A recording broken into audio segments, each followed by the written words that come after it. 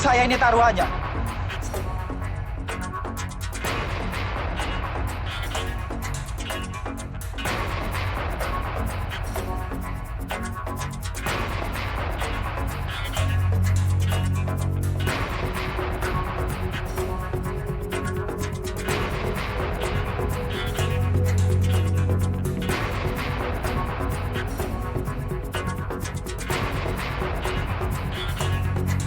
Buat lapor Bang Roni dimanapun berada, kembali lagi ketemu. Kita bahas yang asik-asik, kita bahas yang hot belakangan ini. Tapi sebelum kita bahas, kita minum. Kembali lagi kita bahas yang pahit dan pelik. Adanya kasus malpraktik ya di Depok yang menyebabkan kematian. Kasusnya itu tentang sedot lemak yang menyebabkan kematian di daerah Depok. Hal ini menarik ya, kalau berbicara dengan malpraktik, memang banyak yang harus ditempuh secara prosedural terkait SOP di rumah sakit. Ketika dokter menangani misalnya operasi jantung, pemasangan ring, itu hal-hal apa saja yang harus ditempuh oleh dokter spesialis tersebut. Tahap 1, 2, 3, 4, 5. Nah, itu tidak boleh ada yang terlewatkan dalam penanganan prosedurnya. Jadi, ketika berbicara malpraktik, ya berbicara prosedural. Baik dari itu sisi medis, tenaga medis, alat yang digunakan, terus lisensi yang digunakan, apakah itu sudah standarnya, atau itu jauh dari bawah standar. Nah, itu bagian dari malpraktik, dan langkah-langkahnya apakah sudah sesuai dengan step by stepnya atau dia melangkahi aturan yang seharusnya dia tempuh. Nah, kembali lagi belakangan ini yang kemarin baru terjadi adanya dugaan malpraktik di Depok yang menyebabkan kematian terkait sedot lemak. Dia katanya disedot ke kiri, sedot lengan kanan, yang tiba-tiba itu menjadi kejang-kejang dan akhirnya meninggal, itu secara singkatnya. Nah, lantas bagaimana dengan konsekuensi hukum bagi para pelaku atau konsekuensi hukum bagi dokter yang melakukan tindakan praktik tersebut? Nah, kembali tadi saya sampaikan, ketika dokter melakukan praktik, dia harus memenuhi secara kedokterannya. Misalnya dia spesialis, misalnya dia dokter kecantikan, dia benar nggak sebagai dokter ahli spesialis di bidang tersebut? Atau jangan-jangan misalnya dia itu sebenarnya dokter umum, tapi dia melakukan di dokter spesialis, misalnya kecantikan atau dokter jantung atau dokter apa. Jadi dia melakukan praktik yang bukan seharusnya bagian dari bidangnya. Itu bagian dari satu untuk memproses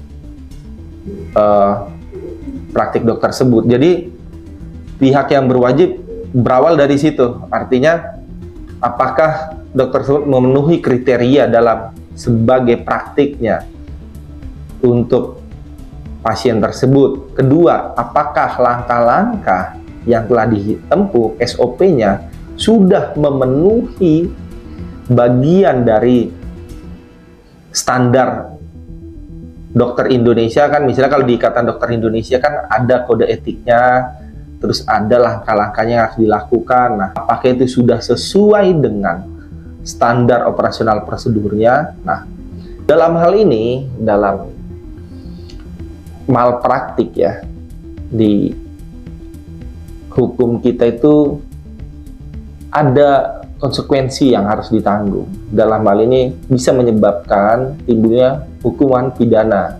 Itu jelas di KUHP kita diatur di pasal 359 KUHP dan 360. Nah, artinya berangkat dari segala prosedural, pihak yang berwajib penegak hukum dalam hal ini bisa melakukan penyidikan langsung, mulai dari izin praktek ya, izin praktek, izin dokter, terus izin klinik tersebut, apakah itu sudah sesuai prosedur, sehingga itu menyebabkan kematian. Nah, kembali lagi bagaimana standar dari kedokteran untuk melakukan langkah-langkah sedot lemak. Sebenarnya bagaimana? Sebenarnya kalau sedot lemak ini ada nggak, misalnya berat badannya berapa, tekanan darah berapa, ceknya darah berapa. Karena seperti kita mau operasi atau apa, kita mau endoskopi pun kita dianjurkan, misalnya puasa ya Pak di rumah sakit, sebelum besok kita melakukan, tolong puasa Pak. Artinya itu kan bagian dari tahapan-tahapan yang harus dilalui, yang harus disarankan oleh dokter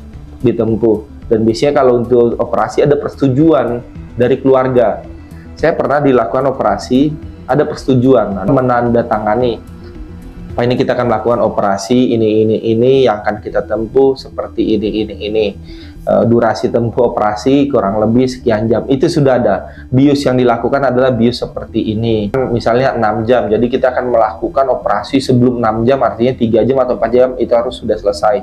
Karena jika itu melewati dari yang sudah ditentukan secara medis, bisa menyebabkan kematian. Nah, hal-hal ini yang perlu ditelusuri, hal-hal ini yang perlu disidik, hal-hal ini yang perlu diperdalam untuk memastikan apakah itu malpraktik atau tidak. Ada yang mau ditanyakan Bang terkait malpraktik ini? Terima kasih. Seperti yang kita ketahui, ini Depok lagi seperti itu Bang. Depok lagi ya, betul. Depok nih selalu jadi jawara ini kayaknya ceritanya. Tapi hanya sekedar informasi Bang. Ternyata ini sudah pernah juga dilaporkan ke kepolisian. Seperti yang kita baca di detik.com dan juga kompas.com. Iya. Ini di sini disebutkan oleh Kapolres Metro Depok, Kombes Arya Pradana menyampaikan, ini pikan-pikan Depok yang menjadi tempat sebagai orang berinisial EMS 30 tahun menjalani operasi lemak tersebut sudah pernah dilaporkan ke polisi atas dugaan malpraktik yang sama. Nah, bahkan di sini disebutkan oleh Kombes Pol Arya ini, yang melaporkan itu saat ini juga masih hidup, gitu. Artinya ini sudah bermasalah. Oke. Memang ada restoratif justice namanya, penyelesaian hukum dengan adanya kesepakatan antara kedua belah pihak, antara pelapor dan terlapor. Namun kembali, jika kasus yang sebelumnya sudah ada kesepakatan, ya kan, antara si kedua belah pihak, antara korban dan dokter sebelumnya, yang itu tidak dengan praktik sebelumnya antara pelapor, itu memang bisa saja itu karena kerugian tersebut sudah dipenuhi oleh kejadian sebelumnya, sudah ada kesepakatan. Nah, namun dalam hal ini kan berbeda. Nah, di sini sudah ada korban. Apakah korban keluarga yang menyebabkan kematian itu mau berdamai dengan sudah adanya kematian yang menyebabkan kematian? Artinya gini, kalau sudah ada kejadian sebelumnya, sebenarnya ini sudah ada warning ya, sudah ada warning karena sebelumnya sudah ada kejadian. Untuk memastikan bahwasanya klinik ini klinik ya, bukan rumah sakit ya, klinik ini sudah sesuai dengan prosedur, coba kita telaah lebih dalam bagaimana perizinan dari klinik tersebut, ya kan, apakah sudah memenuhi segala perizinannya, dan dokter yang berpraktik di situ apakah sudah sesuai dengan kompetensinya, lisensinya. Misalnya dokter spesialis bedah, dokter spesialis penyakit bagian dalam, jantung atau apapun, itu sudah sesuai nggak? Jangan nanti dokter umum contohnya dia tetap ngobatin dokter bagian dalam gitu, atau jangan misalnya dokter kandungan ngobatin dokter kulit gitu, jangan. Artinya itu. Terus bagaimana apotekernya, apakah itu sudah ada izinnya juga? Nah, kalaupun memang mereka sudah ada perdamaian sebelumnya, selama kedua belah pihak itu memang sudah ada perdamaian, itu sah-sah saja.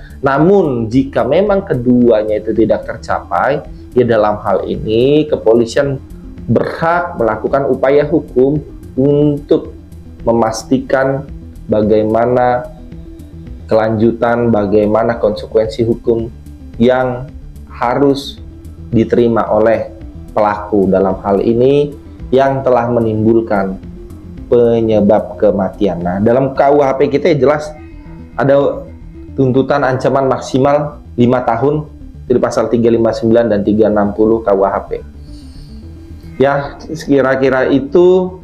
Dan hal ini malpraktik ini apa ya? Malpraktik ini masyarakat ini berhak loh mengetahui ketika dia mau berobat ke dokter, itu berhak bertanya apapun. Misalnya, Pak, saya penyakit bagian dalam, misalnya saya penyakit mah. Ketika dia mau dioperasi, langkahnya apa saja Pak untuk menyembuhkannya? Oh iya Bu, kita akan melakukan ini dulu, lab, kita akan melakukan endoskopi, kita akan melakukan MRI atau apapun itu. Setelah itu nanti ditemukan, kita akan melakukan ke tahapan selanjutnya, pengobatan selanjutnya. Konsultasi dulu. Betul, konsultasi dipastikan itu sudah ada hasil labnya. Dari situ kan terlihat apa yang harus dilakukan. Nah, jangan kita langsung melakukan upaya hanya coba-coba gitu. Kita harus ada hasil pastinya, langkah-langkah apa yang ditempuh, dan sebagai pasien dalam hal ini mempunyai hak penuh untuk mempertanyakan bagaimana langkah-langkah pengobatannya. Oh, sudah step pertama sudah selesai, step keduanya sudah selesai, step ketiganya apa Dok? Nah, itu pasien, masyarakat yang sebagai pasien di rumah sakit itu berhak, mempunyai hak penuh untuk memperoleh informasi seterang-terangnya untuk proses pengobatan yang akan ditempuh. Nah, hal ini juga sebenarnya menjadi bagian supaya dokter lebih berhati-hati dalam melakukan profesinya, sehingga masyarakat juga ketika melakukan pengobatan merasa nyaman, merasa tenang, tidak ada rasa was-was. Kadang kan kita berobat, oh ya Bu, ini dicoba dulu nih obatnya, nanti kalau nggak berhasil balik lagi. Itu kan berarti tuh coba-coba. Artinya kalau kita berobat, Bu, penyakit Ibu ini lah ya, Ibu harus makan obat ini 3 kali sehari, atau Ibu harus puasa sebelumnya, Ibu jauhi makanan di mana. Itu jelas kan. Terus nanti, dan dicoba, Ibu makannya dulu obat ini ya 2 minggu, nanti kalau nggak sembuh kembali lagi. Nah, itu kan bagian ada dari suatu yang ketidakpastian gitu. Nah, dalam hal ini masyarakat yang menjadi pasien sebenarnya juga dituntut untuk lebih kritis bertanya terkait apa yang diobati, apa yang menjadi haknya di rumah sakit. Gak apa-apa, tanya seluas-luasnya. Kalau ada dokter yang merasa masyarakat atau pasien bertanya merasa tidak nyaman, ya silahkan cari dokter yang lain. Kalau dokter yang dia memang benar-benar kredibel ya, artinya dokter-dokter yang memang memberikan pengobatan sesuai keahliannya, dia bakal memberikan kok terang-terangnya, Bu, penyakit ibunya, penyakit bapak ini ya, yang kita lakukan ini ya Pak, Ibu harus kontrol sebulan 2 bulan, nanti kita lihat perbaikannya, nanti pengurangan dosisnya, itu ada tahapannya gitu. Nah, itu kalau memang dokter yang betul-betul kredibel sesuai kompetensinya, dan dia juga bahkan senang ketika ada pasien yang kritis gitu. Kadang kan ada dokter yang penting sembuh kan gitu ya. Dokter juga ini masyarakat cuman nanya-nanya doang, nggak tahu gitu. Ya udah asal dikasih aja gitu. Enggak seperti itu. Pasien atau masyarakat yang menjadi pasien di rumah sakit berhak memperoleh informasi seterang-terangnya, berhak memperoleh sejelas-jelasnya terkait proses pengobatan yang akan ditempuh. Itu hak sebagai pasien. Gitu. Ini adalah tindakan preventif ya, tindakan preventif untuk malpraktik. Jadi ada komunikasi dua arah antara dokter dan pasien. Jadi kepada seluruh masyarakat Indonesia, kalau berobat untuk lebih peduli, lebih care, nggak apa-apa bertanya saja sepuasnya kepada dokter, dan dokter juga akan merasa puas jika memang dia memberikan pelayanan yang terbaik. Jika memang tidak ada merasa risih, silahkan ganti dokter. Tahu Bapak Ibu kan sudah membayar jasa ya, jadi dalam hal ini ketika membayar ya berhak memperoleh informasi seluas-luasnya untuk proses pengobatan untuk kesembuhannya. Mari lebih kritis, lebih selektif dalam memilih tempat dokter, berobat, klinik, atau di mana memastikan instansi tersebut memiliki izin kredibel, dokternya juga ramah. Nah, itu dipastikan semuanya agar tidak terjadi hal-hal seperti ini.